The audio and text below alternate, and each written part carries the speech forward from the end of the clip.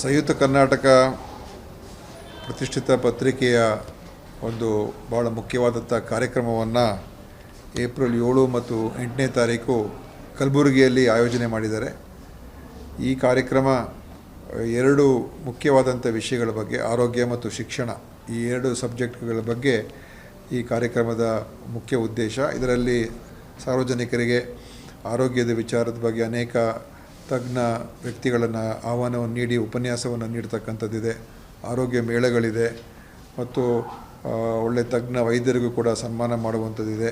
ಮತ್ತು ಶಿಕ್ಷಣ ಕ್ಷೇತ್ರದಲ್ಲೂ ಕೂಡ ಸಾಕಷ್ಟು ಮಾಹಿತಿಯನ್ನು ನೀಡ್ತಕ್ಕಂಥದ್ದು ಮತ್ತು ಭವಿಷ್ಯದಲ್ಲಿ ಯಾವ ರೀತಿಯಾದಂಥ ಒಂದು ನಾವು ರೂಪಿಸ್ಕೊಳ್ಬೇಕು, ಹೇಗೆ ರೂಪಿಸ್ಕೊಳ್ಬೇಕು ಅಂತ ಆ ದೃಷ್ಟಿಯಲ್ಲೂ ಕೂಡ ಜನರಿಗೆ ಮಾರ್ಗದರ್ಶನ ಮತ್ತು ಅವ್ರಿಗೆ ಏನೇನು ಆಪ್ಷನ್ಸ್ ಇದೆ ಅದರ ಬಗ್ಗೆಯೂ ಕೂಡ ತಿಳುವಳಿಕೆ ಹೇಳುವಂಥದ್ದಿದೆ. ಆದ್ದರಿಂದ ಸಂಯುಕ್ತ ಕರ್ನಾಟಕ ಪತ್ರಿಕೆ ಲೋಕ ಶಿಕ್ಷಣ ಟ್ರಸ್ಟ್ ಏನಿದೆ, ಇದು ಭಾಳ ಹೆಸರುವಾಸಿಯಾಗಿರುವಂಥ ಪತ್ರಿಕೆ ಮತ್ತು ಅದರಲ್ಲೂ ವಿಶೇಷವಾಗಿ ಉತ್ತರ ಕರ್ನಾಟಕ ಭಾಗದಲ್ಲಿ ಭಾಳಷ್ಟು ಒಂದು ಐತಿಹಾಸಿಕವಾದಂಥ ಸೇವೆಯನ್ನು ಕೂಡ ನೀಡಿದ್ದಾರೆ.